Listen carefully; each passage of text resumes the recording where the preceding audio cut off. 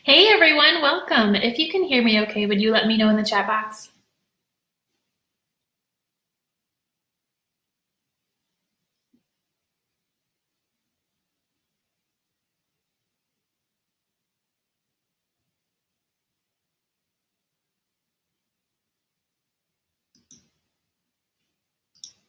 Okay, awesome. Yay. All right. Well, welcome. Glad you're here. While we're waiting, would love it if you would let us know where you teach and what grade you teach, where in the world you are. Welcome, Marcy. Marcy said she teaches 1st through 5th elementary and soon to be K-12 reading specialist. That is such a range. Welcome, Marcy. Hey, Terry, Emmy, Leanna, Sandra, Diana. Oops, my Siri thinks I'm speaking to it right now. Maria, welcome. Amanda, Angela, welcome. Laura, Leticia, welcome. Kristen, Erica, Janet, Erica with a K. Kara, Terry, Sandra, yep, this is live. Bridget, Jan, Elvira, Heidi, welcome. Nicole, Val, Kaylin, Erica, we've got Indiana teachers, Pennsylvania teachers, some dual language teachers, teachers from all over, awesome. Maria in Texas, welcome Maria. Silvana in Canada, welcome Silvana. Wang in Maryland. Carol, welcome. Victoria is a 2nd, 3rd, and 5th grade special ed teacher, welcome. Let's see, Kimberly, welcome. Zulema, welcome. Janice, Rebecca, I know I'm missing people. Hello, Linda. Jennifer, Veronica, welcome. Lily, Claire, Kelsa, did I say that correctly? Kelsa. Alejandra, welcome. Hello, Sarah, Sheila. Karen's a Title I reading specialist in Illinois. That's what I used to be. Actually, I was Title III. Kelly, welcome. Crystal, Teresa, Jennifer. All right.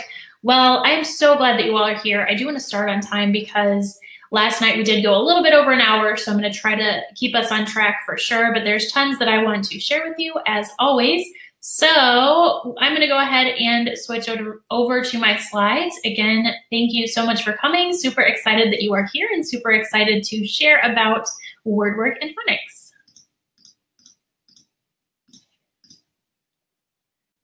Alrighty, so couple of housekeeping items before we really dive in. There is a little delay between what you're hearing me say right now and when I actually said it. So whatever you're hearing me say now, I actually said 20 seconds ago. So just something to keep in mind with the chat box, that weird little lag. Speaking of the chat box, please do use it throughout the presentation. You know, ask questions, answer each other's questions. There's so much wonderful teaching knowledge in this whole little virtual room. So please do share with others. That makes it a wonderful experience for everybody. If the chat box is distracting you for some reason, there should be an option to turn it off, but otherwise feel free to chat away. May want to grab a pencil and paper to take notes. If you're having any tech issues, the first thing to try would be to make sure that you're using the Google Chrome browser. There should also be like a reconnect button. You can always go back to those reminder emails to rejoin if something isn't working, and just try different things, you know, try a different browser, try a different device if you have one. Hopefully, if you're having issues, you will get it to work one way or another, but sometimes it does take a little bit of trial and error. And if you do see somebody struggling, feel free to type in the chat box like, hey, you know, try using Google Chrome or whatever, because if somebody is not able to connect, they may not be able to hear me giving tech help advice. So any help that you can provide is always super helpful. And then just a little disclaimer, I say this before I teach any workshop. You know, I'm sharing what I've learned as a literacy specialist and before that a primary teacher. However, I do understand that your school or your district might have different requirements than what I'm sharing here. And of course, you have to do what you feel is best for the kids in front of you always. So with that said, let's get going. I see a lot of familiar names. If you've been on a workshop with me before, welcome back. I'm so excited that you decided to come back for more. And if we are not acquainted yet, my name is Allison and I'm a literacy specialist. Before I was a literacy specialist, I taught pre-K, I taught kindergarten for several years, also taught 1st and 2nd. So I've been working in schools for over 10 years now. I live in the Nashville suburbs with my husband, Jonathan. And these are our little fur babies. This is Max and this is Lindsay. And in my free time, I love reading, non-teaching things too. Love being outside, hiking, kayaking, all that. So Nashville, we're pretty new to the area, but loving the weather, getting to do some of the outside things that I love a little bit more often. So that's me, and now I would love to hear a little bit from you. So if you wouldn't mind, just in a couple of words, let me know in the chat box what your personal biggest challenge is right now when it comes to teaching phonics and word work, and hopefully I can address most of these things during the workshop. So go ahead and let me know in the chat box. Thank you, Jennifer. Eric is coming to Nashville for spring break. Woohoo! Nashville's a fun city. Jill says, time. Wendy, I totally feel you on the half-day kinder. I am co-taught half-day kinder, I guess, like 3 years ago now, maybe. And it's such a time crunch. Melissa says, organizing, phonics. Tracy, thank you. Karen, getting students to remember all vowel sounds. Yes, yes. Grayson says accountability and stations. Sheila says so many different levels. Differentiation. Hey, April, another Tennessee teacher. Organization, word work during daily 5. Tanessa says she has a 3rd grader who only reads on a level 4. Keeping students engaged and interested. Yeah, so there's a wide variety of things that I'm seeing pop up. I'm hoping that we will be able to address many of these things, but also feel free to ask questions if by the end I haven't addressed one of these challenges that you're facing, so then we can talk more about it. So we are going to start off tonight, or today. I know we have all sorts of different time zones. It's tonight for me, might be the middle of the day for you. But we're gonna start off tonight by talking about 8 principles for best practices. Then we're gonna talk a bit about multisensory phonics instruction and how we can use that mode of instruction to reach all of our learners. We'll talk a little bit about small group logistics. I love to teach phonics or word study in a small group setting, but sometimes the scheduling of that can get tricky. So I'm gonna share some tips for that. I'll talk about how to get kids to transfer their learning. So not just being able to spell words during spelling or during phonics, but also actually being able to use that knowledge as they read and write. Also gonna share some flexible fun activity ideas, have some printables in your freebie for you so you can implement some of these. And then at the very end, super excited about today's giveaway. So as long as you stick around until the end, then you are automatically qualified to be entered in this giveaway. And I have some new digital word work resources that I just put up last week, some growing bundles. So I will be giving a bunch of those away. Make sure that you stick around for the end so that you are eligible for that. And then also at the end, I'll be sharing a freebie, answering as many questions as possible at the end. And then after each section here, I will stop and answer a question or two as we go along. If I do miss your question, I promise it is 100% unintentional. I will, like I said, get to more questions at the end. So if I do miss yours throughout, just feel free to retype it at the end. It's not, things scroll, I miss them. It's not annoying or anything like that. So definitely, if I don't get to your question, save it for the end and I will try to address as many as I can. All right, so that is the plan. So as I mentioned, we're going to start by chatting about best practices. And of course, these are not things that I made up. I've done a lot of reading on this subject, but at the same time, I've also used these principles myself and I've seen that they work. And so in your freebie, what I've done is I've just included, I think it's the last page. Again, you'll be getting the freebie at the end. There's a big long list of references. So if you do want to use, or if you do want to do more reading on any of these subjects or whatever, that's a good place to get some ideas for resources. And then on the bottom right hand of each slide, I've included the source that the resource came from. Or not the resource, the source that the principle came from. And sometimes it's more than one. So like this was from Wiley Blevin's book, and then this was from the Words Their Way book, for example. All right, so principle number 1 is that phonics instruction should be explicit and systematic. Maybe we've heard those words before, but I want to talk a little more in depth about what they actually mean. So there have been a lot of studies done to examine things like, Is it better to teach phonics using this program or this approach or that approach? And the studies show us that there really isn't one single best way to teach phonics, but they do reveal that however we teach it, we got to be systematic and explicit. So systematic, when we're thinking about that word, that means that we progress through a specific scope and sequence. So let's say we're teaching first grade, got to cover those long vowel spelling patterns, right? If we're systematic about it, we have a plan for teaching the different spelling patterns, and they generally go from easier to more difficult. Sometimes it's hard to tell which is a little bit trickier, but we have a plan and we stick to it, of course, adapting to meet our students' needs, but we're intentional about it. We also are intentional about review. So periodically we're reviewing what we taught before because our little ones tend to forget. What systematic is not saying, oh, well, the shared reading book this week has a lot of long U with the silent E, so we're gonna do that. Like, it's great when you can tie that into what you're reading with the kids, but when we're systematic, we're not waiting until like, oh, this is a good, pattern because it's in the shared reading story for this week. When we're systematic, we're like, okay, we know that now we need to teach this, and maybe we try to find texts that are included, and if not, we don't, but it's not waiting for a book or an activity that matches. It's just knowing what we need to teach and, pulling in other resources like books, of course, whenever we can, but still having that plan. When it comes to explicit, that means that we have to directly teach our students about letters, words, and spelling patterns. So that's, using think alouds and using really clear language. The other day I was teaching plural. So I said, okay, I had all these word cards on the table. All of these words are plural. I said they end with S, but sometimes S makes the S sound, and sometimes it makes the Z sound. So that's an example of explicit teaching. I wasn't waiting for that student to figure it out on her own. It's great when kids make discoveries about words, but explicit teaching is telling them things like that outright because some kids will not make those discoveries, so to speak, on their own.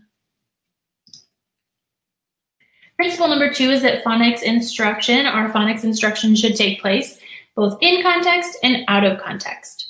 So I was kind of talking about this earlier. It is important to discuss and help students make phonics connections during reading and writing. So you're reading a passage, maybe it's up on the interactive whiteboard, and you say, hey, I noticed a lot of prefixes in this passage. Can anybody find a word with a prefix? Or maybe you're studying the EA Vowel team or some of your groups are, and you're modeling writing in front of students and the EA comes up, so you point it out to them. Just stuff along those lines.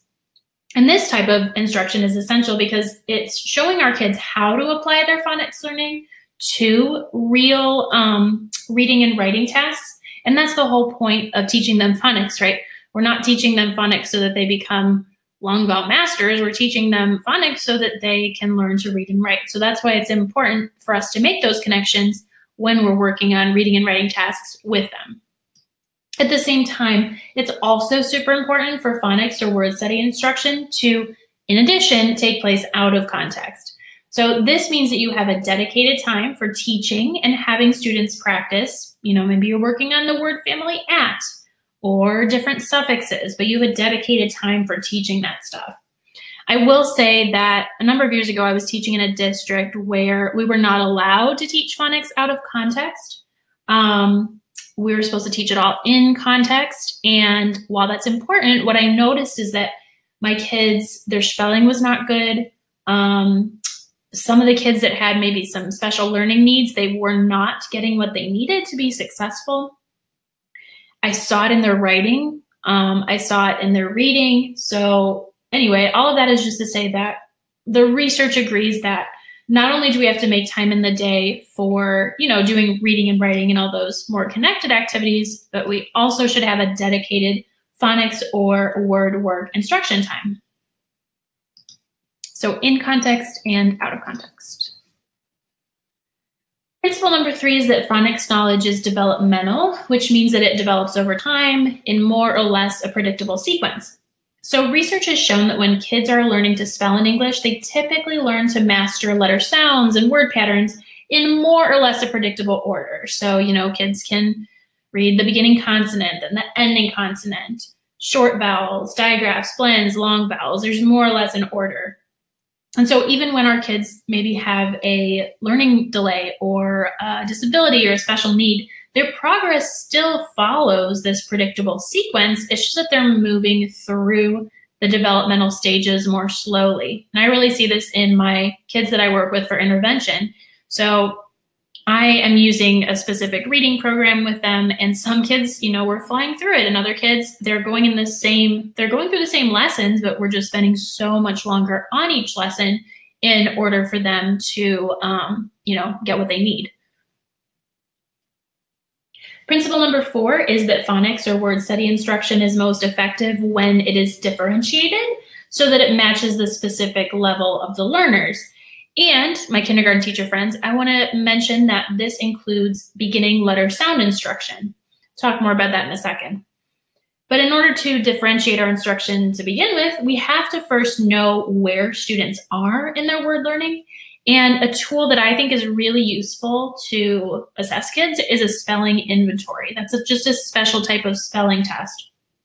The Words Their Way program, there's a whole program, but there's also just a book that you can buy. But that program has several different spelling inventories that I really like. And in your freebie, I've included some other suggestions for spelling inventories in case you don't have Words Their Way. But now what I want to do here is I want to skip ahead briefly to the next slide so I can show you a little bit more about what exactly a spelling inventory is. Alrighty, so in a spelling inventory, kids spell a series of words without your help, and then you analyze their work to see what words they have and have not mastered. So for example, a spelling inventory might have a child spell bat, chip, bump, and treat. The words are getting more difficult as you go, right? So then let's say that this is what the child wrote. Number 1, their response here tells us that they probably have mastered those beginning consonant, ending consonant, and short vowels, at least they have for these particular letters. Looking at number 2, chip, we have some evidence that the child has some mastery of consonant digraphs, at least CH. And again, we see evidence that the child has short vowel spelling knowledge. I really like spelling inventories that give the kids multiple opportunities to show what they know because, just because a child spells like the short I correctly, it doesn't necessarily mean that they have the short E down, right? So I like it when I can see multiple places, hey, do you really have all the short vowels down? But anyway, that was just kind of an aside. Looking at number 3 was supposed to be bump, and the short vowel is there, which is great. The beginning consonant is there, but what's missing is part of the final blend. So that is something I would need to work on with the child. Typically when I'm doing a spelling inventory and using the results, I look for like the easiest type of word feature that they missed. So that right away would tell me, hey, I probably need to start with blends. I could find out more, is it ending blends that are tricky? Is it all blends? But I'm going to start with, of course they'll make more errors as the words get harder, but I want to start with what's easiest because that'll be in their zone of proximal development. And then we have number 4, treat. We see that the incorrect vowel team was used. I'll talk more about what we did learn about what the child does know in a second, but just keep that in your head for a minute. But anyway, a spelling inventory, a real one, would be longer than this. I just wanted to show you like a little chunk of one. And again, I recommend those spelling inventories that can be found in the Words Their Way books. All right, so going back to principle 4, let's say we've administered some kind of assessment and then we group our students, right? The Words Their Way spelling inventory has this feature guide that really walks you through figuring out like, hey, who needs to be in what group and what spelling stage are they in? But even if you don't use that inventory, you can still make groups just based upon who needs to work on what. So like I was saying before, I would want to see, okay, what's the easiest thing that this child missed? So of course there's going to be more difficult stuff that they missed, but I want to start with what's easiest, what other children need to work on this, and then I would group them accordingly. I do want to mention that even if you have a ton of different levels, it really is easier to have like 3 to 5 groups in your class instead of 8 or 9 or 10 or something like that, because it just becomes unmanageable when you have too many groups. And when we're working with our groups, we want to target our student zone of proximal development.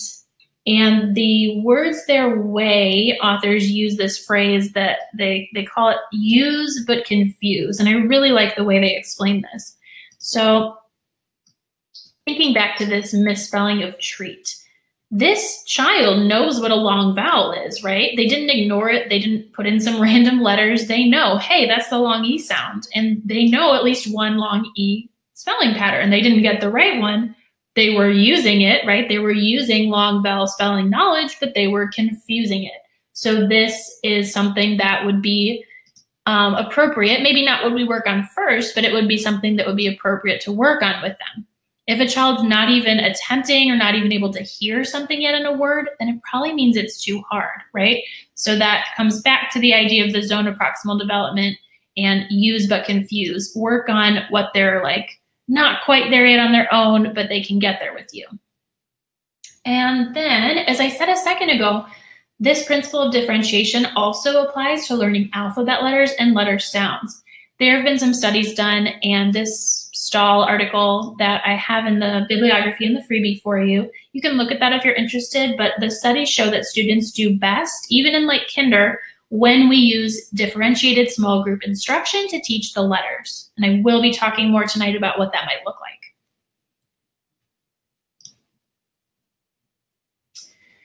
like. Okay. Principle number 5, when it comes to letter learning in kindergarten, when you're teaching the alphabet to the whole class, it ends up being more effective if we cover the letters quickly and then come back for review, as opposed to teaching one letter a week or doing letter of the week or whatever. So to make this practical, here's what I do and here's what I have done in the past. At the beginning of kinder, they walk in, we can't just say, oh, time for small groups, and you can just work independently by yourself. Like, I've never had a class of kids that could do that. If you do, that's awesome, but that's never been my experience. So then how do we differentiate? How do we do small group instruction that's shown to be effective, but still acknowledge the fact that, hey, they're kinders. They need time to get used to school and also to learn how to work independently. So here's what I do. For the first like 7-ish weeks of school, this is usually not like week 1. It's usually like the first full week or whatever. Usually have just like a couple of days of kinder, and then they come for a full week, and that's usually when we start. But for the first 7 weeks of school, I cover the letters in a whole group setting, letter name, letter sound, how to form the letter. And the kids then, they're not doing a ton of independent work, so I really don't mess with small groups at that point. But once I have covered all of the letters at about week 8, that's when I begin the small group instruction and review.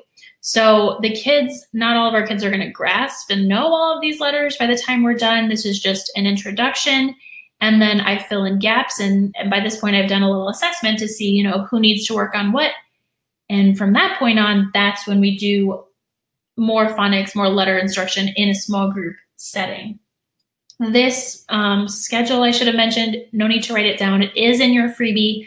This is like loosely adapted from Wiley Blevin's book.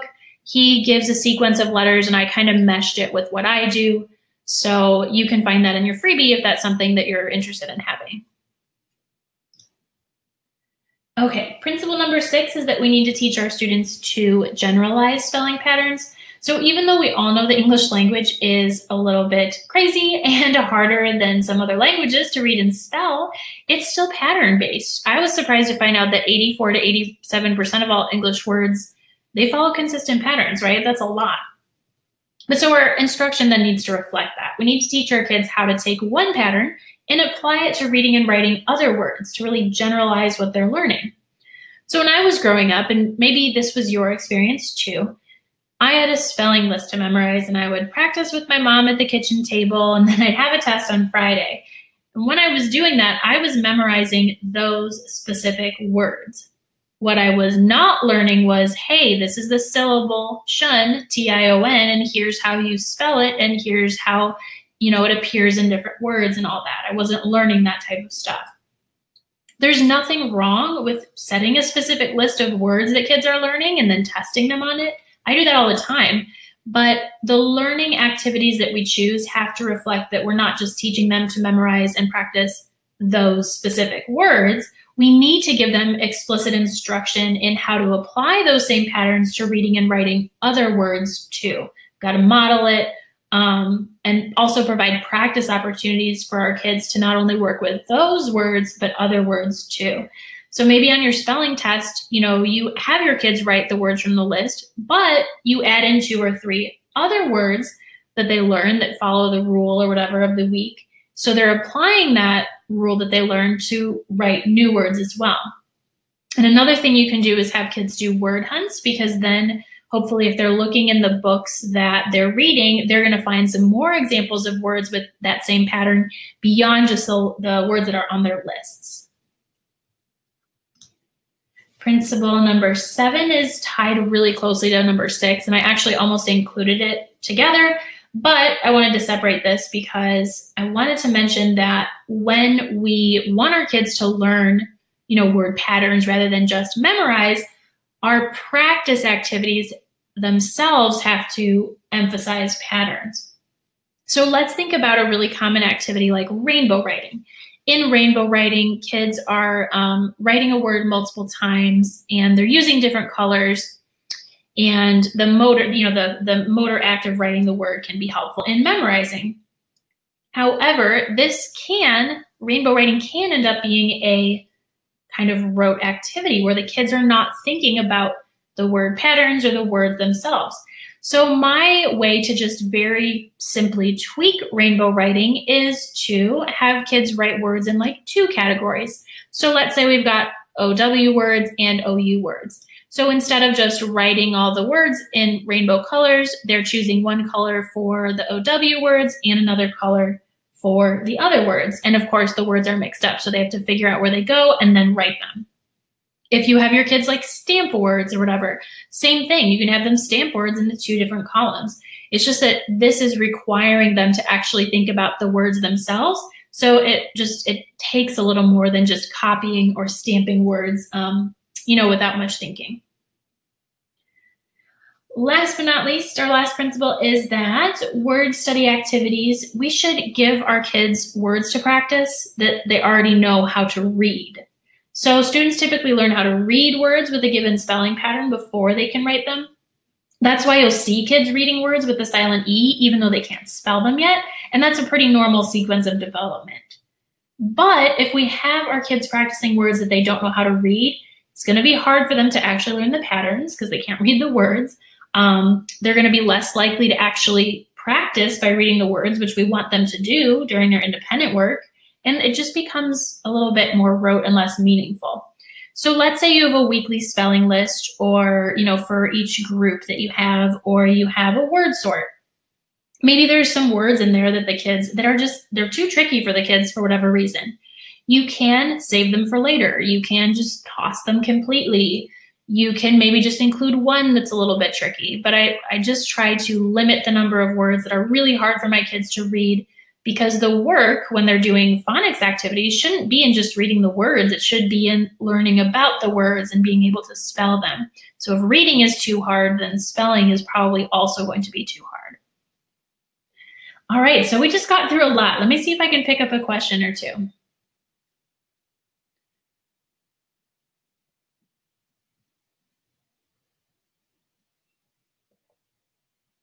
Megan, yay, Orton Gillingham. Okay, so Samantha said, I heard from another resource not to teach sight words until letter sounds are strong, being able to read, write CVC words. Do you agree?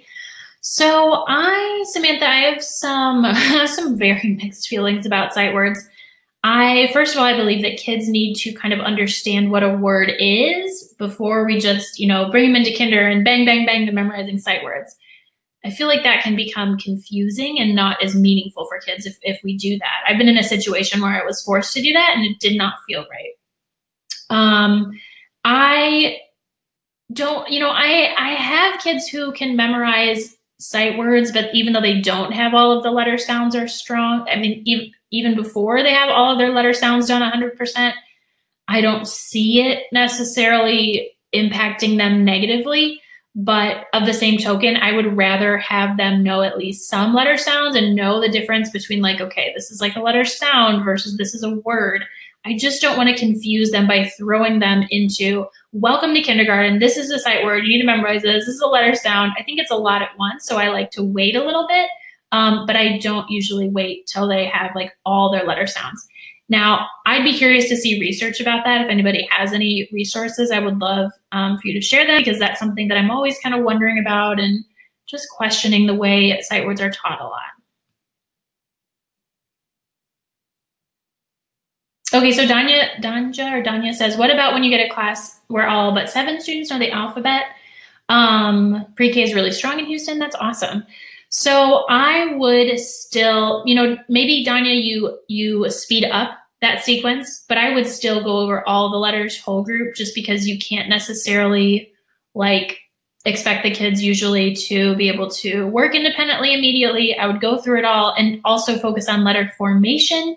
And, you could go a little bit deeper, words that start with this and do more with that, but I would still go through them all together.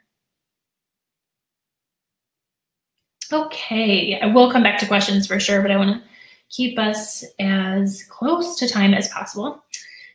So we just covered 8 best practices for phonics instruction, and I don't want to say that we're changing gears because we're going to continue talking about best practices. But what I want to talk about now is how to reach all of our students. Those 8 things that we just discussed, they'll do the trick for many of our students. But if we want to make sure that we reach every last one of our students, including those who have special needs, we also need to incorporate multisensory phonics instruction into our instruction. So when we think about, what is multisensory instruction or multisensory activities, the first thing that comes to my mind is always like, writing letters in sand or writing words in shaving cream or using sandpaper letters. And those, for sure, those are definitely great multisensory learning activities.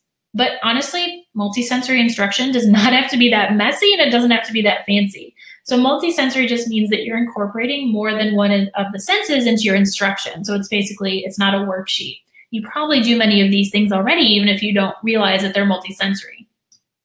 So maybe you've got some index cards with words on them and you have kids finger trace them, and then meanwhile they're spelling the words out loud.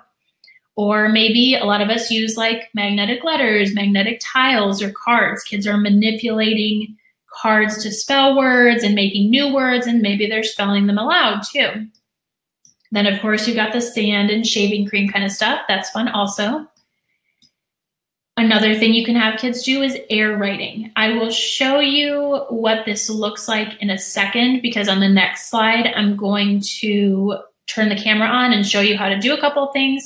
So I'll show you what this looks like. Remind me if I forget, but air writing, have them write words in the air and also spell them, and have them use 2 fingers when you do this. And I'll explain why in a second. These are all examples of multisensory phonics activities. Another really helpful multisensory technique, I saw a lot of people mentioning Orton Gillingham. I use the Wilson Reading Program, and the Wilson Reading Program is big on having kids tap out words when they're reading or writing them. So what I'm going to do now is I'm just going to turn on the camera and I'm going to show you some different ways that you can tap out words. Okay. So you can have kids tap out words like thinking about CVC words. You can have them tap them out. This is going to be backwards for you. I'm doing it left to right, but I think the screen will be backwards for you. Let's say you want them to spell hat. So before they write, they say at, hat. So if you noticed, I touched each finger to my thumb, and then I slid my thumb across to mimic like the idea of blending, right? You can also do like ham, but chunk the A and the M. Am. Ham. So it doesn't just have to be individual sounds. It can be individual sounds, but it doesn't have to be. Now this little fine motor movement can get tricky for little ones. So another way you can have them tap it out or, chunk it or whatever is by having them do it on their arms. So let's say with the word hat, they do hat. And then again, they're sliding their arm for that idea of blending. So when I was saying those letter sounds, you'll notice that I didn't say h, a, t, because it's hard for them to get hat when you're putting that schwa, that sound in it. So I really try to clip the sounds, at hat so that they can more easily hear the word. But this chunking is great for when they're reading words. They can, or not chunking, tapping. They can tap out words, say the sounds, and then read it. They can also do this before they write a word to make sure that they hear all the sounds and then write them accordingly.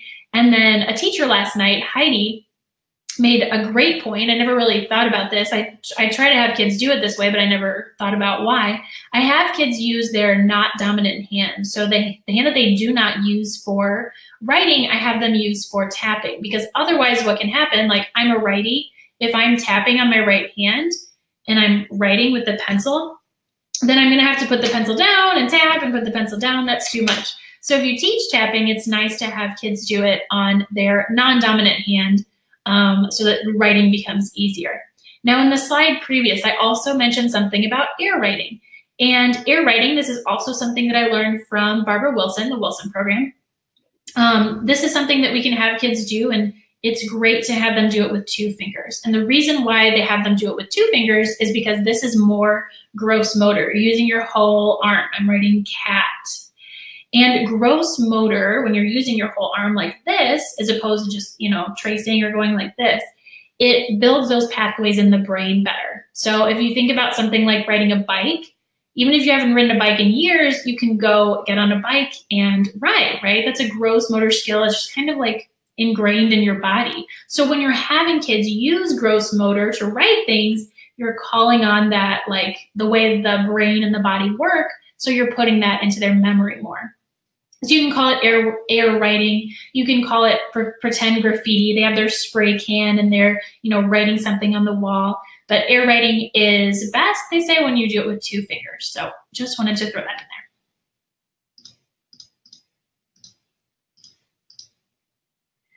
there. Okie doke. So we talked about tapping, we talked about air writing. All of this is good multisensory stuff.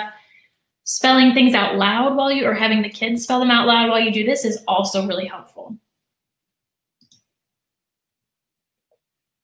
And then I mentioned before that these practices are essential for some learners who have special needs, but my philosophy is if these practices are good for some of our kids, why not use it with all of our kids? So first of all, sometimes we don't know who has a learning disability, right? They don't necessarily have an IEP, they haven't been identified. So if we use this with all kids, then we're, reaching everybody and covering our bases. It doesn't hurt them to use these to do these things, right? They're fun. They build those pathways in the brain. Many of us already do these types of activities already. So I just wanted to make this point that, yes, I'm doing multisensory phonics instruction with my students who have dyslexia or special learning needs, but I'm also doing it with all of my kiddos. All right, let me see if I can pick up a question or 2. Catherine says, amen. Best practices are best practices. Yep.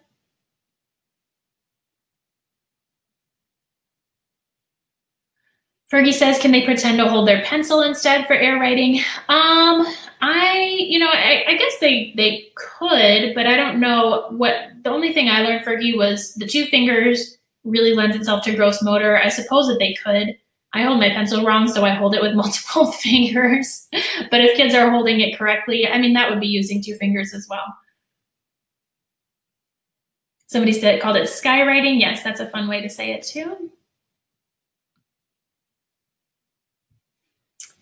All right, Elizabeth, what are sandpaper letters? So those are just, you can maybe look on Amazon. I've actually just seen them with like little bumpy, I don't know what you call them, like bumpy letters too, but it's the shape of a letter and it's made in sandpaper. You can make them yourself, although that is like so tricky. You can just buy a set. They're basically on index cards or, some sort of cardboard thing, and the kids trace the letters that way.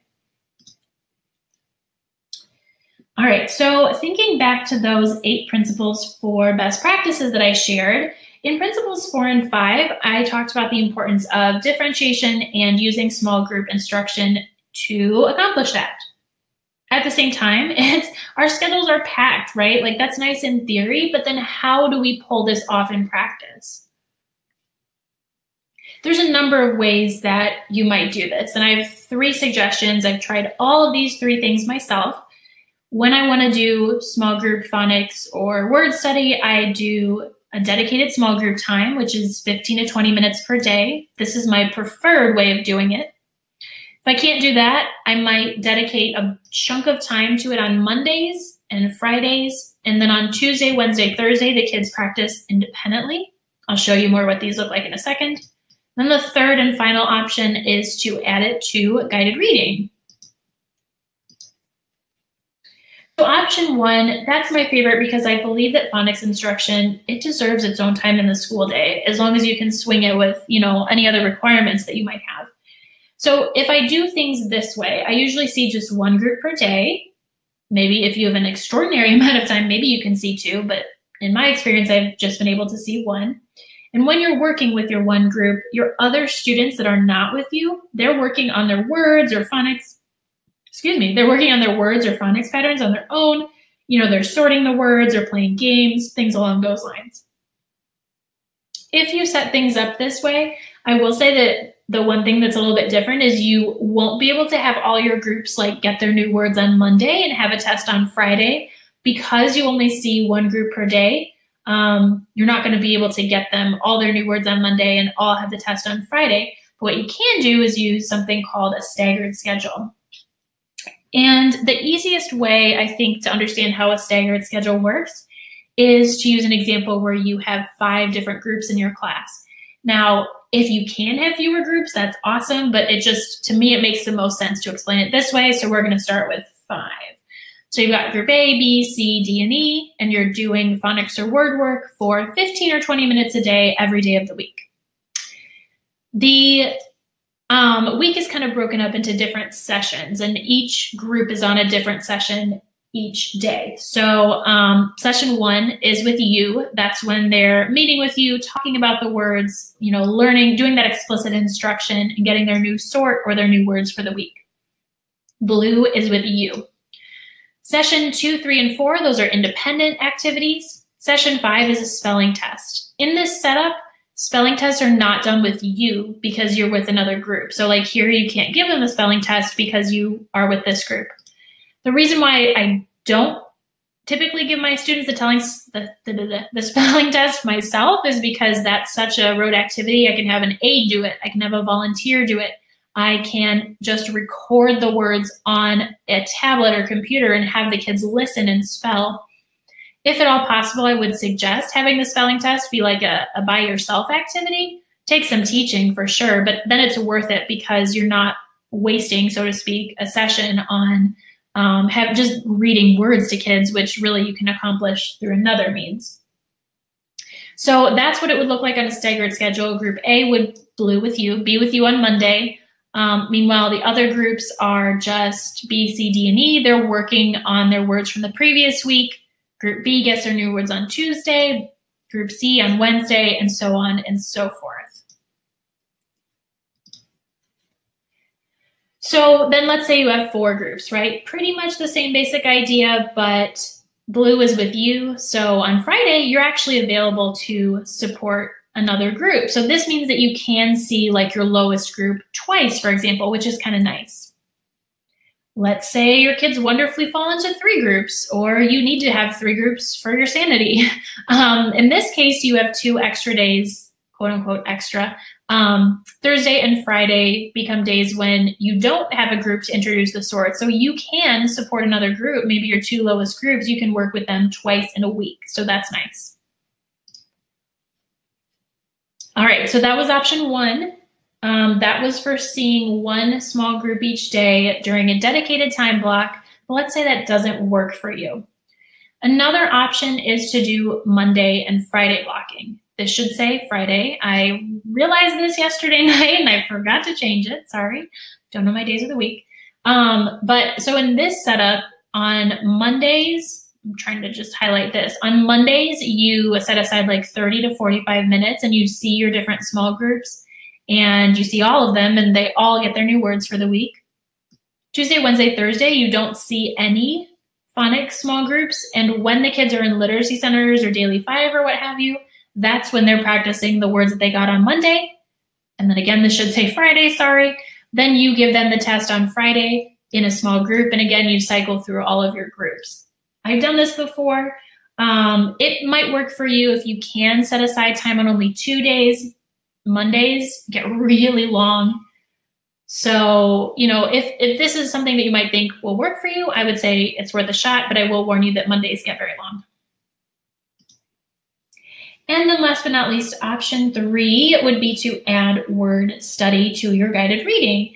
So for many, not all, but for many of your kids, their development in phonics will match their guided reading level. If you have the Words Their Way book, I think in that book there is a chart.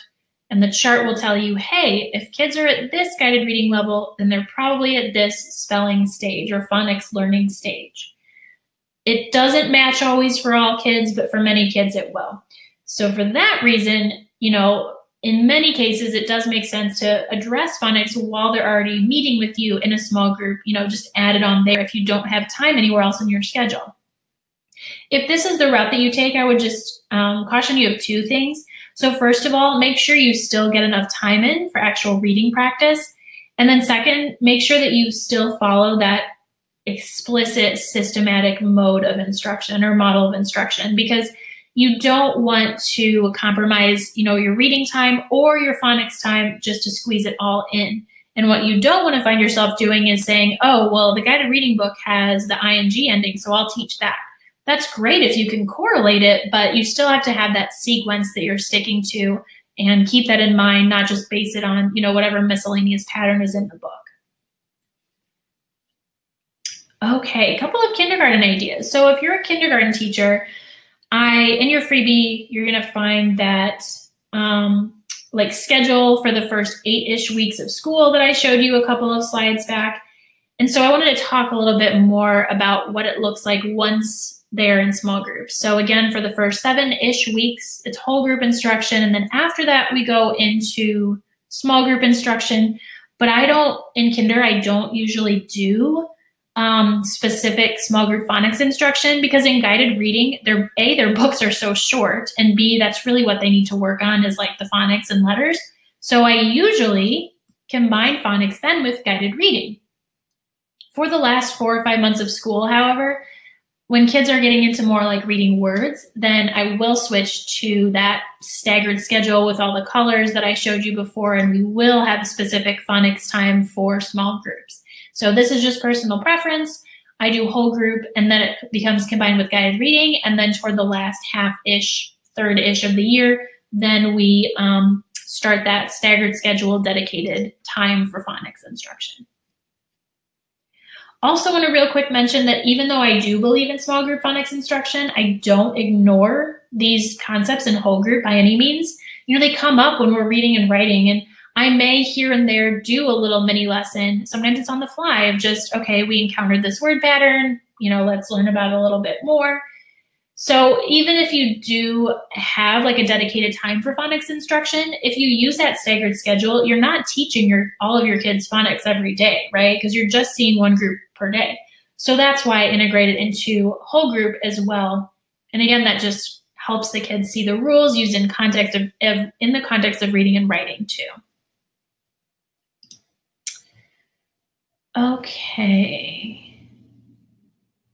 Okay, so some people are asking about scope and sequence of phonics. Words Their Way, I don't know if they have an actual scope and sequence document. If you just Google scope and sequence Words Their Way, see what comes up. Wiley Blevins, I think, does have something. You could Google, I'll type his name in because his name is a little funky to spell, but he has a book that I really recommend. It's in the freebie, the title of it on the last page. But he, I think, sort of has a scope and sequence as well. April, yeah, I think I have the 6th edition of Words Their Way. I had like the oldest one, and then I got the newer one, and I think it's in the newer one. I know I'm missing some questions, but I want to make sure that we get to the giveaway as soon as possible, so I will come back and answer some later. Okay, so now let's talk about transfer. And transfer is a biggie, right? Sometimes it doesn't happen so easily for our kids. When I'm talking about transfer, I mean that I want my kids to take what they're learning during phonics and actually use it when they're reading in writing, right? Sometimes I'm like, oh, they know this pattern. This is great. And then I see it in their writing and I'm like, no, they did not spell it correctly at all.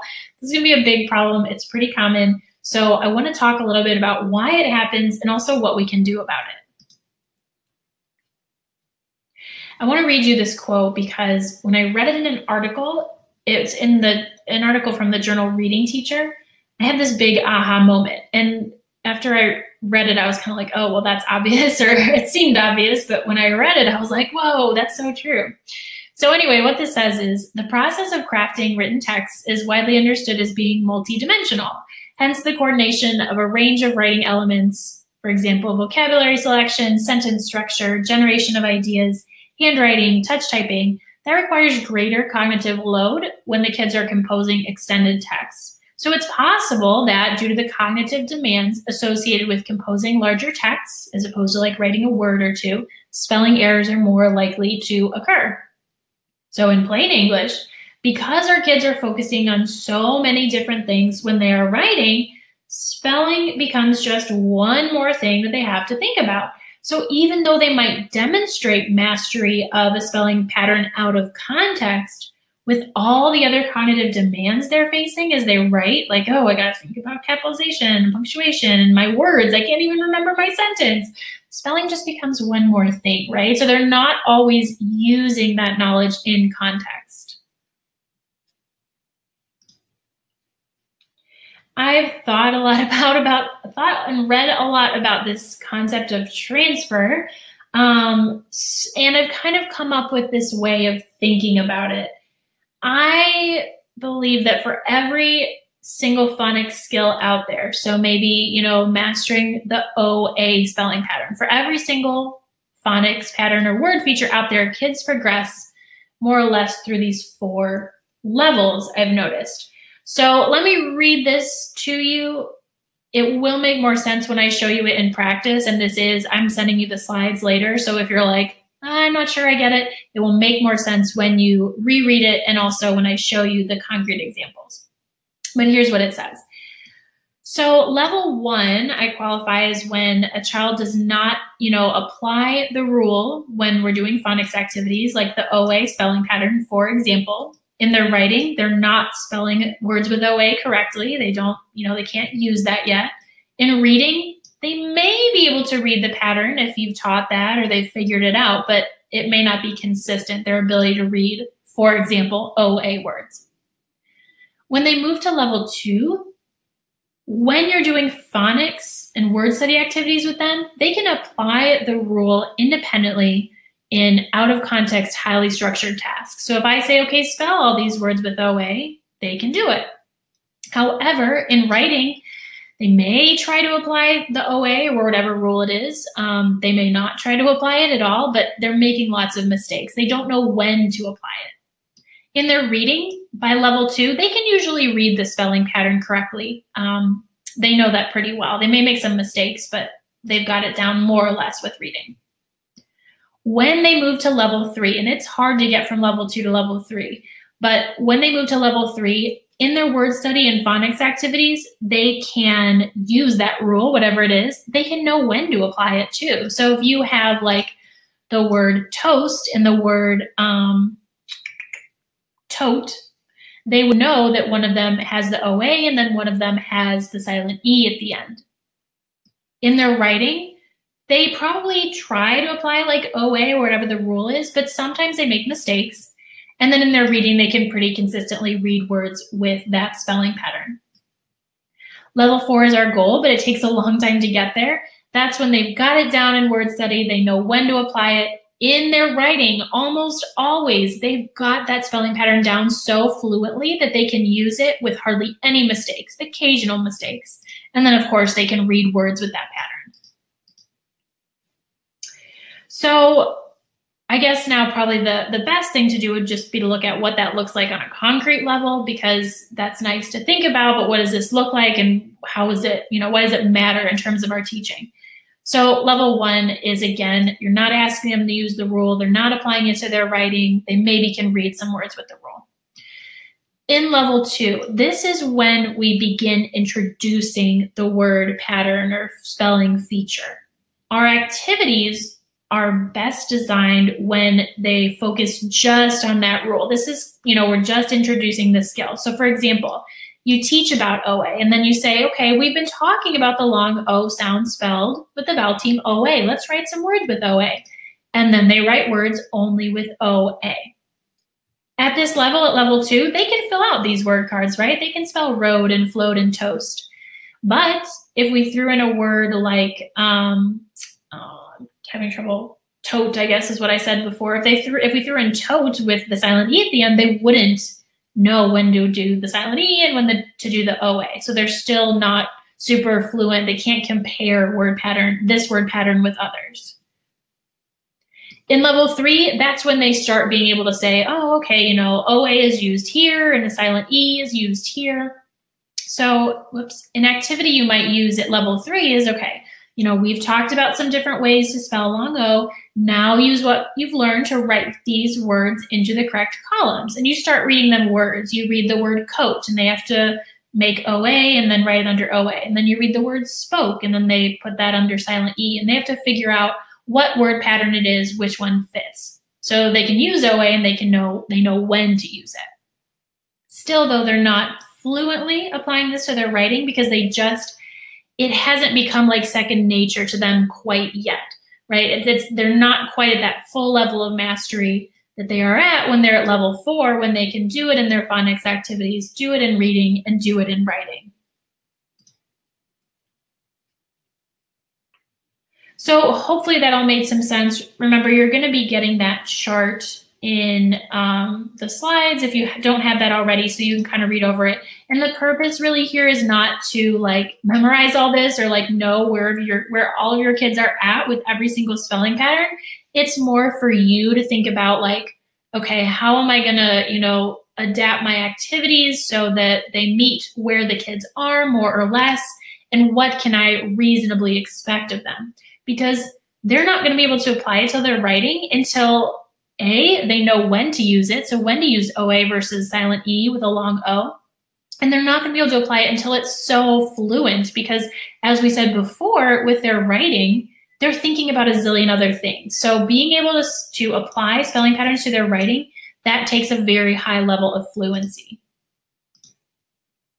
So for that reason, we can't wait to level 4 to move on, or we'd be doing OA, for example, all year long, right? We have to teach kids other related spelling patterns so they know when to use it. Otherwise, they're not going to always spell it in their writing. And they also have to be at such a high level of fluency too. Another thing to think about is we got to consistently loop back to review. So we do long O with silent E, and then we review it again when we do OA. Hey, these words have OA and these words have silent E. That review is so important too. And these are some tips to help our kids get to that point where they're transferring what they are studying in phonics and word work to their reading and writing. We already discussed this a little bit, but it's great to have them compare and contrast words like that OA and the O and silent E thing I was talking about. Another thing we can do is create opportunities for less structured word exploration. It's great when we're studying, like short U and long U, and we're comparing them, but we also have to give kids a chance to explore words a little bit. What do they notice? How are these words alike? How are they different? Making Words by Patricia Cunningham is a great activity that you can have them do. I have included one of her books, like the link for it in the freebie if you're curious about that. Another thing we got to do, which I've said before again, is just revisit spelling patterns that we've taught previously. That helps with transfer. We want to discuss words during every part of the school day, whether we're, working on math journals or whatever, just mention it. You don't have to go and do like a whole phonics mini lesson during math journals, but if you can point stuff out, that just gets the kids' brains thinking like, hey, I still need to be spelling words correctly when I'm writing, during math or science or whatever. Another strategy to help promote transfer is to teach kids the try it both ways strategy when they're spelling. So let's say that, thinking back to that spelling inventory, the child was spelling treat. They're not sure if it's T-R-E-E-T or T-R-E-A-T. If they don't know, have them write it on a sticky note or scratch paper, have them write it both ways, and then figure out which way looks right. They can write what they think looks correct into their actual writing. Another strategy is when your kids are editing their writing or working with a partner to fix up their writing, have them go through the writing once, just looking for spelling mistakes. Because when they're also thinking about like capitalization and punctuation and all of that, that becomes a lot. So it's helpful when you want them to find spelling mistakes, say, okay, I only want you to read this looking for those spelling errors. And then I kind of mentioned this before too, but to promote transfer, word hunts are great. You know, have them, they're doing OA, have them find words in the books that they're reading that have OA. They're seeing it in context. They're seeing other words than you may have given them also.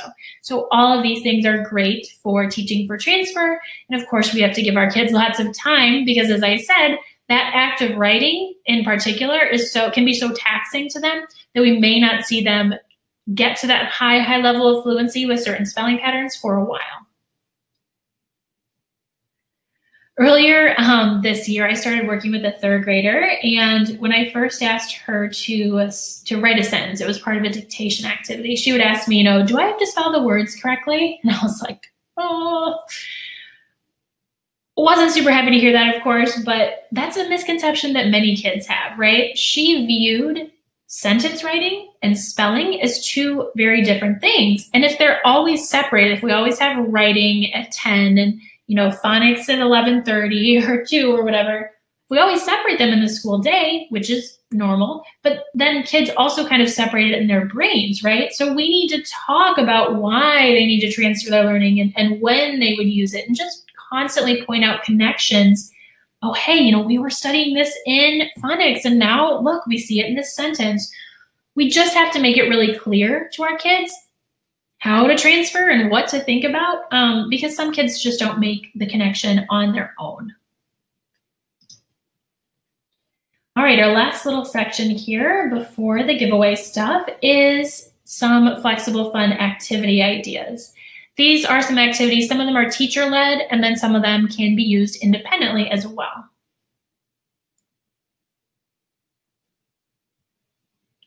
So many of us have probably heard of the activity where we've got kids spelling words with like magnetic letters or tiles or whatever. Okay, make the word hat. Now change it to cat. Now change it to can. Now change it to pan. One little extension you can do, a lot of times I'll just have them make words and that's it, but you can have them make a little word train. So every time they make a word, then they write it, and then they make a new word and write it, new word and write it. And then the nice thing about the train is then you can go back and say, oh, okay, so what did we change between hat and cat? What did we change between cat and can? I have some little word train templates for you in your freebie if that's something that you want to try. Another really very simple activity that I do is called Chunk Me. And for this activity, all you need are some words that you type out or whatever, use large print and ample spacing, but then you have the kids divide them up. And the way they divide them up can vary. Maybe they're doing like an initial blend or the ending ER, like what chunks do they see? Are they dividing it into syllables? Sometimes you can have kids dividing the same word in different ways, and that's fine. But the point is to just have this discussion of, how would you break this word up? And what blends or digraphs do you see? What other chunks do you notice? Stuff like that, just having that conversation. Another one of my kids' favorites is mystery word. On the table, I will have between 5 and 10 words. I use words that we're studying now and words that we're studying or that we studied previously, because like I said, that review is so important. Got the words on the table, I secretly choose a word and I start to give clues. I give 2 clues before they're allowed to guess. So for this one, my mystery word was rose. So I said the mystery word has the long O sound and the mystery word rhymes with nose. And then they could begin guessing or whatever. And I try to give clues that don't immediately give it away. And so then, once the kids learn how to do this, they can actually play it themselves too. If they learn how to give clues, they learn how to talk about words, this can become an independent game too. Oh, and I also want to mention for kinder, you don't have to use words, you can use letters. This is the letter, this letter is in the word cat. This letter has a loop and a stick. You can make it as basic as you need to.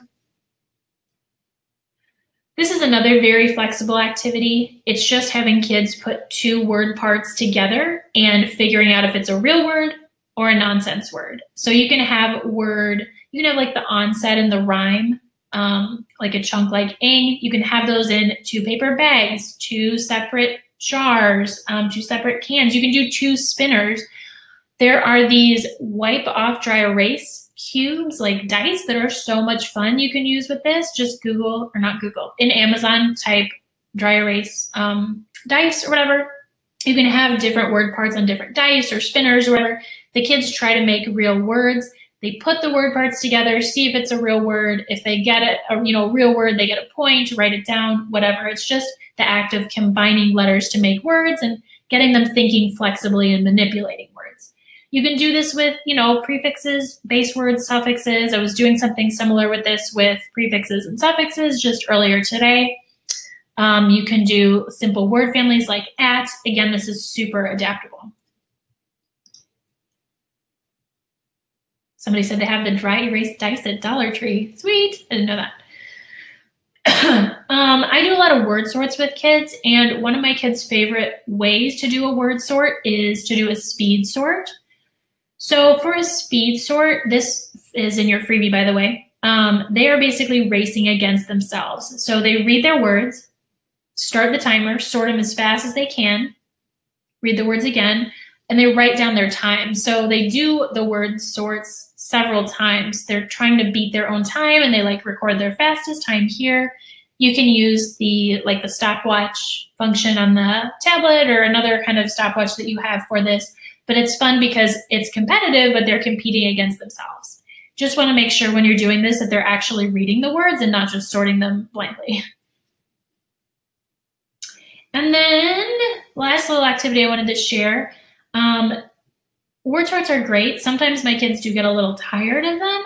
So this is kind of like a word sort, but I call it a word search. And I don't know if you can see because he circled kind of lightly here. You can have kids use highlighters or colored pencils, but they choose a color for each word pattern, like SPR, STR, SHR, and they read the words and they code them accordingly.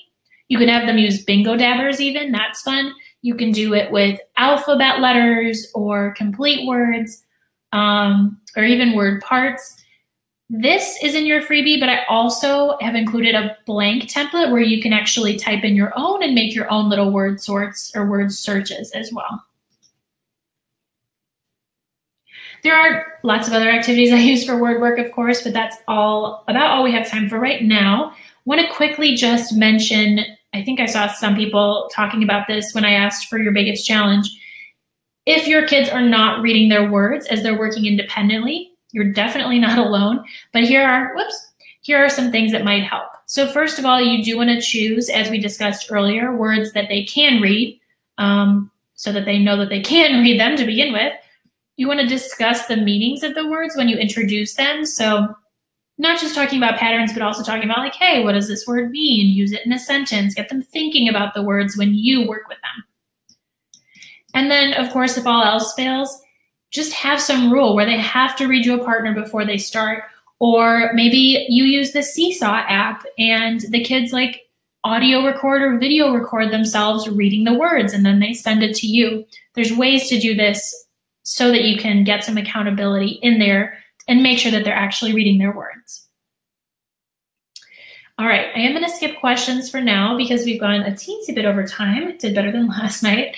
But we've talked about many things. We've talked about best practices. We've talked about multisensory instruction, small groups, teaching for transfer, some ideas, and there'll be more stuff that you can use in your freebie that go along with what we talked about. But now I want to do the giveaway. And for the giveaway, I have a resource, like I talked about earlier, that I'm giving away, and I want to share just how this sort of came about. Even with all of the stuff that we've talked about tonight, there's still a number of challenges that I've faced when it comes to giving my kids independent practice activities for word work, and I know that a lot of you mentioned these as well. So first of all, there's differentiation. Differentiation is great and you can make it work for sure, but it is time consuming and sometimes the logistics get a little bit tricky. Another issue is that many of our activities at this age, like at least K1 anyway, sometimes second, they often rely on pictures. So kids see a picture and they write it or whatever, the word. And sometimes kids don't know what those pictures are. Maybe they're English language learners or they just forget what you told them, right? Another issue that remains is accountability and feedback. We don't want our kids to be practicing incorrectly, right? At the same time, we can't be there telling them, hey, you made this word wrong, try it again or whatever. We want them to be practicing the right way, but it's impossible to give all of our kids help at the same time. Last but not least, there is prep time. I love phonics activities, could make them and use them all day, but it takes a lot of time to put them together. You find them, you cut them, you laminate them, and then somebody loses a piece, right? It just takes a lot of time to do all of this. So a while ago, I learned about this software program called Boom, and this platform was created so that teachers can make and also buy and use digital activities for students. And I have a good friend who really liked Boom, and she told me all about it. And so when she was telling me about it, I was like, this is perfect. This is going to solve my problems when it comes to word work. So I started imagining, what if there were a ton of different phonics sets so I could give all of my students different assignments. They can practice exactly what they need to learn. What if there was audio in these little games so that I wouldn't have to worry about, do the kids know what the pictures are or whatever? What if I could see how my kids were doing with the activities, and what if it told them, did you get it wrong or did you get it right? That's feedback. And then, of course, the big what if is, what if I get these done, they're there, no prep. Independent work is just as easy as assigning kids, okay, you do this and you do that. So that was kind of like my dream. So I want to give you a peek at these activities. As you might already know, I have been working on digital word work sets. These are things that kids can play on the computer or on a tablet or even on an interactive whiteboard. And that's what our giveaway is today, some Boom bundles. I started with short vowels, so that's what the giveaway will be. Now what I want to do is I want to show you what it looks like to play some of these activities. So I'm going to share my screen with you and just really quickly just kind of show you what it looks like. And you may want to turn your volume up. I don't want to be yelling in your ear, but there's built-in audio, and I think you might need to turn up your audio a little bit in order to hear it. So bear with me 1 second while I get this set up, because I gotta change my, whoops, that's not what I meant to do. Here we go. Yes, that's what I want. Okay. So hopefully you should be able to see this. This is it's from the biggest bundle I have, and then the bundle with blends and digraphs. They're studying the ACK word pattern. They click here to get the directions.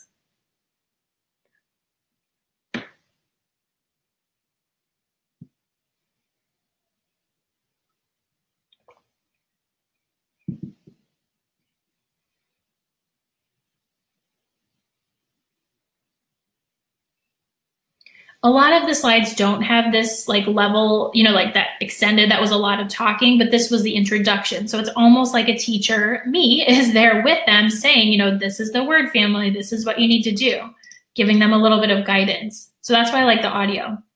So then there's activities, which picture belongs in the ACK word family. If they get it wrong, it tells them, right? And they can click on these little pictures if they don't know what they are.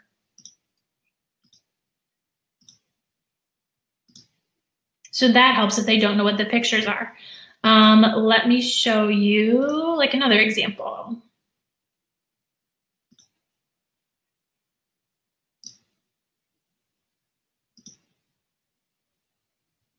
This is one of my kids' favorite activities. It's I Spy.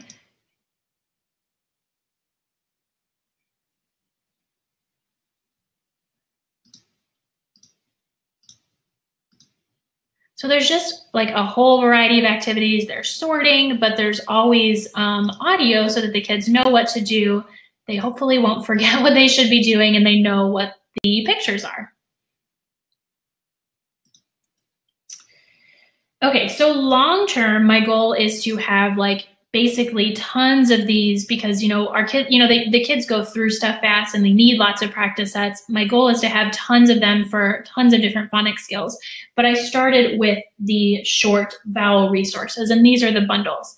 If you are a giveaway winner, I highly recommend that you choose the combo bundle because it has both of these things, but you're welcome to whichever one you want. The first bundle I have is CVC words, so it's having the kids practice short vowels in the context of CVC words. Also have a set for blends and digraphs, short vowels with blends and digraphs. And then if you're a giveaway winner, I recommend the combo bundle because then you just get everything. Why not? Do want to mention real quick though, before I pull names, I mentioned that this was on Boom, right? So you can purchase, or if you're a winner, I'll send you the link. You purchase on Teachers Pay Teachers, just like you would many other resources. And when you download, also have a freebie for you, by the way. In the freebie, there's a link to a free Boom deck, so definitely look for that. Anyway, when you download the PDF from Teachers Pay Teachers, it's just like normal, but then you're going to see sheets like this, and you're gonna have to click these little links to add the different decks to your Boom library. Now, if you don't have a Boom account, that's not a problem. When you click this link, it'll say, hey, you know, here's how you can sign up for a free Boom account. It's very easy. You put your stuff in, you've got your free account, and then you're good to go. And you just click each title to add it to your library. It will offer you a paid account if you want it. That has nothing to do with me or Teachers Pay Teachers. The only real difference here between a free and paid account is that if you have a paid account, you can have individual student logins and you can see like, okay, they got this many right and they got this many wrong, but that's the major difference. You can absolutely 100% use the decks, whether you get a free one, whether you win one, whether you buy one, you can 100% use all of them with a free account though. Okay, so now let's do the giveaway. If you have not done one of my giveaways before, here, Diana's gonna cry. Hopefully tears of joy. The way the giveaway works is that I pull names from people who have attended live. And if you are here, then what I would like you to do is just type in the chat box, I'm here, and then email me and let me know which bundle you want. Again, I recommend the big one because why not? But you're welcome to any that you would like. So again, if you hear me say your name and your email address or part of your email address, let me know that you're here, and then you'll have to email me so I can send this to you. If you do not hear your name, I just ask that you don't type anything in the chat box. I see some people typing I'm here. Sorry, I wasn't clear. If you do not hear your name, don't type anything. I want the chat box to be clear so that then people who are winners can let me know that they're here. All right. Celica is my first winner. So her email address is at Gmail and it's Heavenly Mama. Celica, if you're here, let me know. Did I get the right list? Hold up. 1 second. Okay. All right, second winner is Melanie, MELE _Melanie at Yahoo. Melanie, let me know if you're here. Angie, ATL825 at Yahoo. Angie, let me know if you're here. Holly with an E, HYFloyd at gmail.com. Holly, let me know if you're here. Rachel Arbeth Babcock at Gmail. Rachel, let me know if you're here. Danya, you're cracking me up. Mim, Mrs. Blakey at yahoo.com. Mim, let me know if you're here. Kara.Layton at washk12.org. Kara, let me know if you're here. Angie's here, woohoo. Holly's here, Melanie's here. All right, I'm just gonna do one more winner. Donna D. Murphy at ck-school.org. Donna, let me know if you're here. So congrats to the winners, woohoo. Make sure that you email me and let me know which bundle you want. If you are not a giveaway winner, I do have a giant discount for you. So I've put all of the bundles over 50% off right now. They are growing bundles, so that just means that right now they've got the mixed vowels in there because I figured end of the year, like we want to do mixed. So you've got tons of decks in there that are for mixed vowels, and then I've got the short A vowels in there, and I'll continue to add more decks as time goes on. But if you end up getting them now, then you save a lot of money because like the CBC bundle, it's going to be $51 when everything is in there. But right now it's $24. And then on Friday, it'll go up to $30. I'll continue adding more resources, and then it'll be $51 when it's done. The blends and digraphs bundle, that's $19. It'll be $41 when it's finished, and then $25 after Friday. And then this is the biggest discount because the combo bundle is going to be $72 eventually. It's going to have tons of decks in there. It's $34 right now, and that'll go up to $42 after Friday. So this sale is going on. I just put up the little link for you. That is going on through this Friday, and then on Saturday, the prices will go up, and then they'll continue to increase until the bundles are complete. And one last little thing about the bundles, if you end up getting one of these, watch for my email or emails that say, hey, if you bought this, click here. Because if you click the little link, then I'll know that you got it, and I'll email you and I'll say, hey, you know, this bundle has been updated. You can go download this stuff. If you don't email, you still, of course, will get the other stuff. It's just that Teachers Pay Teachers doesn't email you now when there's more stuff in your bundle or whatever.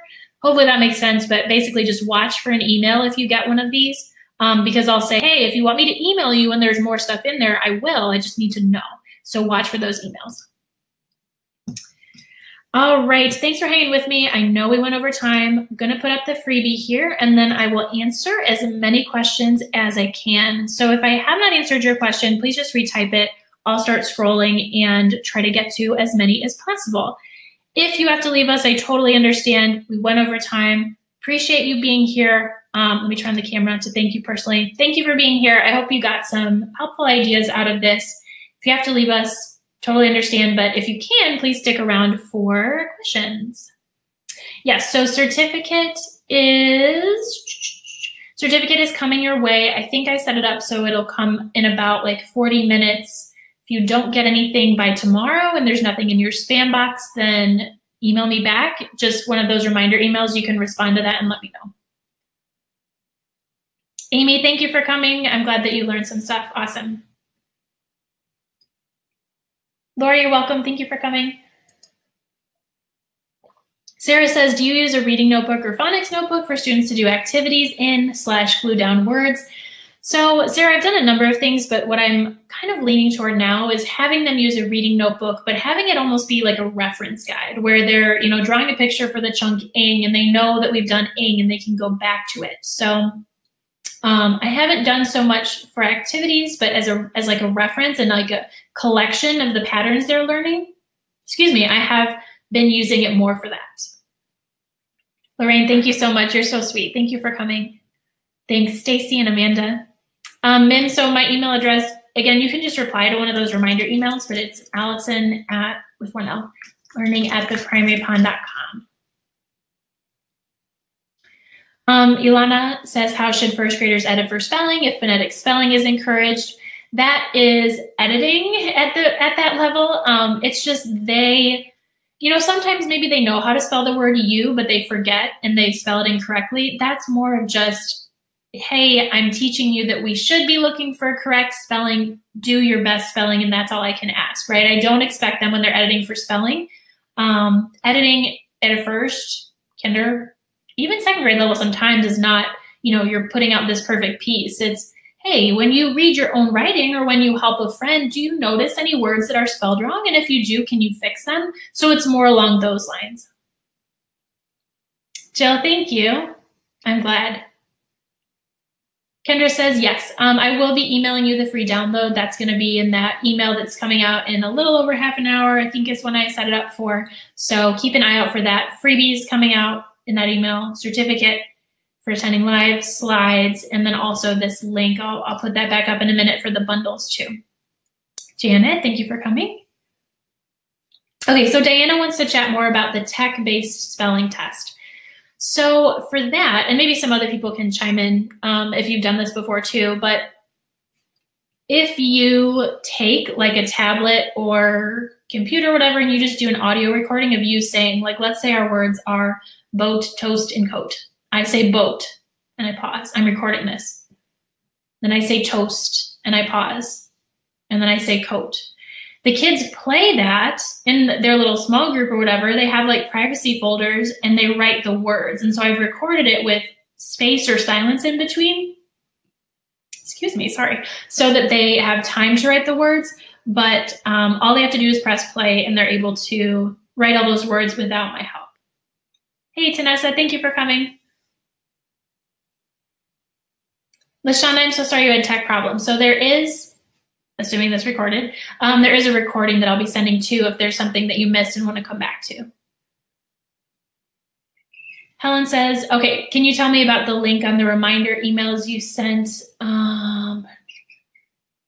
Helen, did you mean for the slides? I think maybe I wasn't clear enough. The link that I was talking about, I'll send one out tomorrow, I think, and I'll send one out on Friday, but I'll just say like, hey, if you got the bundle, these are the ones that I'm talking about. I'll put the link up. But hey, if you got the bundle, I'll just say, you know, if you want me to email you and let you know when more is added, then click here. And so that it'll be really clear in the email. Watch for that tomorrow and then also on Friday. Amy, thank you. Demetra, Crystal, I'm glad you enjoyed it. Jessica says, thank you for all your great webinars. Can you come visit my school district? Where are you, Jessica? I don't really travel much or honestly do. Lately, I haven't done that much in-person presenting just because my schedule is crazy and between teaching and all of this other stuff, it just makes for a very hectic, but awesome time. Amanda, so I just put up the little link again for those discounted bundles. Yay, Kara. Just email me. I put my email address up there. Email me and let me know which bundle you want. I recommend the combo, but it's up to you. Danya, am I saying your name right, first of all? And second of all, yes, the slides and the replay are coming to you. Donna, I'm glad this was helpful for a few of your pre-K kids too. Lisa, have you ever used Jolly Phonics? I use this in kindergarten and it's great. Yeah, so I have not used it with Fidelity, but I'm familiar with like the different things, the hand movements and stuff. And I've also used a somewhat similar program in Spanish that I love. It's called Estrellita, if I have any bilingual teachers on. But I love that it involves like movements and the chants, like that is super effective, I found. So yeah, I do love Jolly Phonics. Stephanie, oh no, Stephanie, if you are not, I don't know if I called it Stephanie, but you are welcome to email me, Stephanie, and I can go back and check and see if you're a winner. Caitlin says, our district uses a strict reading curriculum, reading mastery, wondering how you can differentiate with that. So Caitlin, I'm not super familiar with reading mastery, but I'm guessing maybe it's like a basal. And I wonder then if you have like, okay, everybody's doing double E right now. I wonder then if you could just take that scope and sequence and say, okay, well, we're all supposed to be doing double E, but some kids really need to work on the stuff that we covered before, and some kids are ahead of that. So I wonder if you could just take those same materials, those same resources, and differentiate that way. I don't know a whole lot about that program though.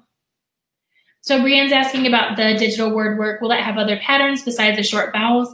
Other bundles will in the future, but these are just short vowels for now. Valerie, I would just, if you're watching on the iPhone to download stuff, I would just wait until you get that email because that'll probably be easier. Okay, so Sabrina says, what is the web address to download Boom? So Boom you can just use in a browser if you want, but I'm going to type into the chat box here the Boom website. You can just go to boomlearning.com. Camille says, oh yeah, Grow. Grow is an awesome guided reading app. I actually know the teacher who created it. It's another awesome app. Okay, Tracy, good. I'm so glad you got some ideas from this. Good. Sandra, I may eventually create similar bundles in the future for Spanish.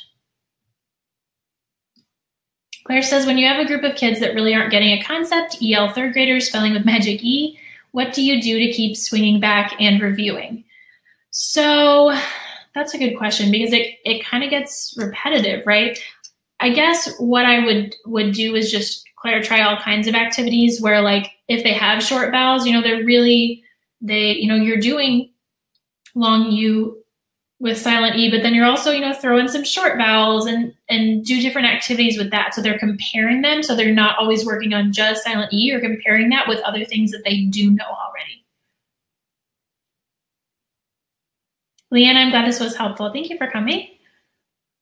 Antonia says she's currently creating the 2nd and 3rd grade dual language framework and has been applying many of the strategies. Awesome. I'm glad that you can use that for this. Use this for that. Oh, Jan has a good idea. She said, I will have the kids underline words that they feel they are trying but don't think is correct. Yeah, that's just like a great introductory strategy to get them thinking, like, does this look right? It's okay if, I really emphasize with my kids, like, it's good to take risks and it's okay if it doesn't look right. Just, you know, do your best, try to fix mistakes. And for me, that's good enough. Oh, Tanessa, thank you for saying that. I've heard about Spelling City, but I don't know a lot about it. So Tanessa, in case you missed it, said Spelling City is a great way for students to take tests electronically. Hey, Jennifer, awesome. I think you're one of my winners, so make sure to email me. Angela says, will the digital resource work on both iPads and Chromebooks? Yes, ma'am. Super versatile. Leila says, you mentioned a resource besides Words Their Way for scope and sequence. What was the resource? So Wiley Blevins, he kind of has a scope and sequence in his book. I forget what it's called. A Fresh Look at Phonics. But you might be able to just Google his name too and see what comes up. Veronica certificate is coming in the email. Gary, if the free download's not working, don't worry about it because it is going to get emailed to you. And then if that doesn't work for some reason, just feel free to write back and let me know and I'll get it to you a different way. Okay, so Becky says, when do you give your spelling inventory? Great question. Beginning of year or after you've covered all letters? So Becky, I'm guessing maybe you're a kindergarten teacher? I don't do a spelling inventory at the beginning of kinder. I usually do it about halfway through the year, as long as kids, I feel like, are getting to that point where they are able to spell words. Does the bundle include, Isetta says, does the bundle include both the CVC and the blend digraph text? Yes, this combo bundle includes this and that.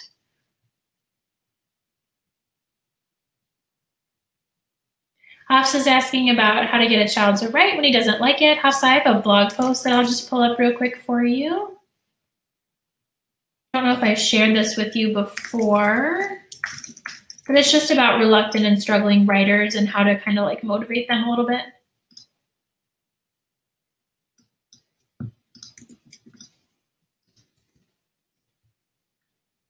Camille, thank you. Kirsten says, thanks again. I've never taught kinder at the beginning of the year and wondered how to be in literacy. Good. I'm glad that's helpful. Kara, I'll put my email address in here one more time in case you missed that. No problem, Carolyn. I know sometimes tech issues come up, unfortunately, so should be getting that recording and all those links via email. Let's see. Randy, yes, you can download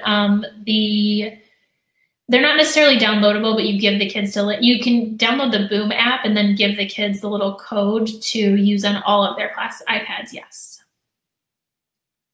I am tomorrow, look for this email. Tomorrow I'm going to put up another freebie, another Boom freebie, and I'm going to send out a video where I walk you through, like, this is how you download it, and this is how you open the account, and then this is how you give it to your kids. So watch for that email. If the reminder emails like either went to spam or promotions, just drag them into your inbox to make sure that you see that email tomorrow. Tracy, yes, those bundles are available for TPT, on TPT. Frankie, I don't think you are a winner. Sorry about that. Carolyn, I actually work at a private school outside of Nashville. Camille says, we don't have literacy coordinators or reading specialists. You are mine. Well, I'm honored, Camille. Hoffs is asking about workshops in the summer, and yes, I am. I am going to ask you all what workshops you are most interested in. So in a couple of weeks, I'll email out and just say, hey, like this is what I'm thinking about for summer. So definitely vote and get your opinion in. Jessica said it is cold right now in New Hampshire, so come visit during June when you can hike the mountains and enjoy the lakes. Yes. Rebecca, email me about the word work in Spanish. Lashonda, where are you at again? Kelly, the certificate is getting emailed to you. Oh, Danya, yay, I'm saying your name right. Oh, Caitlin says that program is research-based and very scripted. Yeah, that's tough. Monica, I probably may have answered your question. Sorry, I'm like scrolling and I know I'm like behind on questions, but the bundles are for tablets, they're for computers, they're for interactive whiteboards, super flexible.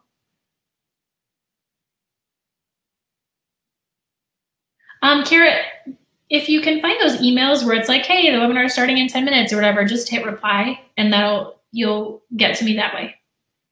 Angela, thank you. You're so sweet. Thank you for coming. Sarah says our school uses a program that teaches the students several word families a week. Thoughts? Starts the first week of school.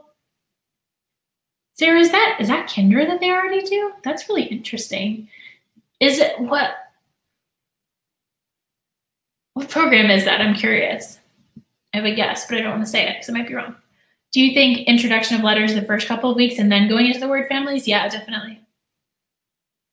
Have to go get ready for work, Crystal? Oh my, you must be maybe on the other side of the world. Thank you for coming.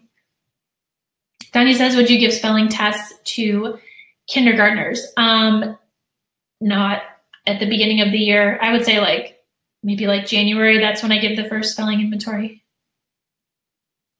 Joanna, thank you for coming. Kathy says, why is the word train so small? Can I print this so it is bigger? So in the freebie, there should be one that is there's some that are smaller than the others. The reason why it's small is just so that you can cut it out and you can join them together. But Kathy, if you need something different, just email me. Melissa says, do you feel systematic phonics from 4 blocks fits with the theories here? So Melissa, I have not used 4 blocks in 10 years. But somebody was actually emailing about this. And what I was seeing, and I don't know if this was 4 blocks or if it was just Cunningham's thing, but the thing that she showed me was kind of here and there and everywhere. And it wasn't a super systematic, specific sequence. I don't know if that matches with what you're seeing. Let me know if that sounds like what you have. Yes, Melissa, the bundles definitely can be used on more than one tablet at a time. You can have, the same bundle going, different, or not bundles, but the same decks going on multiple kids, different decks. That's why I like this, so I can give different groups of kids different decks to work on. Robin, thank you for coming. You said a happy spring break. Amy says, what program do you recommend for Spanish? Is Words Their Way in Spanish? Words Their Way is in Spanish. I don't know that I've actually ever seen it or used it. There's this purple book, Amy. If you go on the website Really Good Stuff and Google, or not Google, but search for Spanish word sorts, then I just call it the purple book. We all call it the purple book, but look for that. Tina says, I have a student who struggles with letter recognition, however, can identify a picture that begins with that and the sound, but cannot tell me the sound associated with the letter. Interesting. So it sounds like the phonological awareness or the phonemic awareness piece is there, where they know that the word song starts with s, right? So that's interesting. I would use some of those multi-sensory techniques that we were talking about. This is what the Wilson program uses, and this might help blend those or get those associations going, Tina. We have keywords for every letter. So for apple, for A, it's apple, A, apple, A. For I, it's itch. I, itch, I. For O, it's octopus. O, octopus, ah. And the kids remember the name, the keyword, and the sound, and they just learn them like that, and that helps with those associations. Julia, thanks for coming. I appreciate it. Isetta says, I have 4 tablets. If I buy the bundle, can the deck be used on all 4 tablets at the same time? Yep.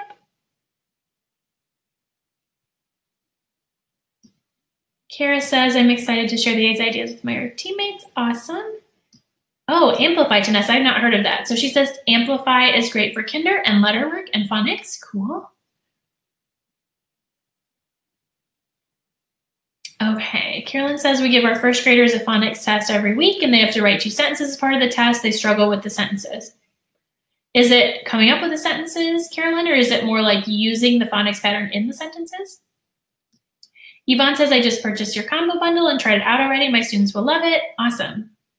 Oh, LaShonda's in Baton Rouge. Melissa, many of the activities you shared remind me of activities we did when doing 4 blocks, but I can't say I felt the phonics part progressed well. Just wanted to get another viewpoint on that.